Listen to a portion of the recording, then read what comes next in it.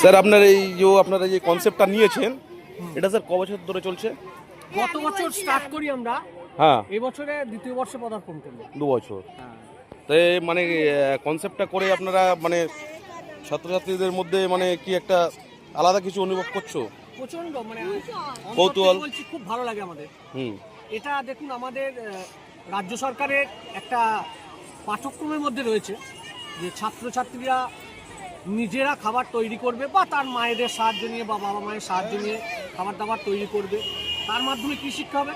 যে খাদ্যবস্তু কীভাবে তৈরি করতে হয় এবং যাতে অযথা নষ্ট না করে। হ্যাঁ, এবং আপনাদের আরও কনসেপ্ট দেখলাম যে এই যে খাচ্ছে খেয়ে পাতাগুলো অন্য জায়গায় ফেলছে না, ডাস্টবিনের ব্যবস্থা করেছেন, এগুলো আমরা এর থেকে একটা হ্যাঁ স্বাস্থ্য শিক্ষা হচ্ছে। তারপর একদম। ধরুন, এই যে প্রত্যেকটা জিনিসের দাম নির্ধারণ করেছে খুব অল্প দামের মধ্যে, 5 টাকা কি 10 টাকা প্লেট।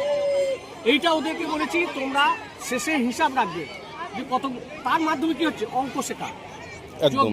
যোগ বিয়োগ, হিসাব রাখা, এগুলো হচ্ছে।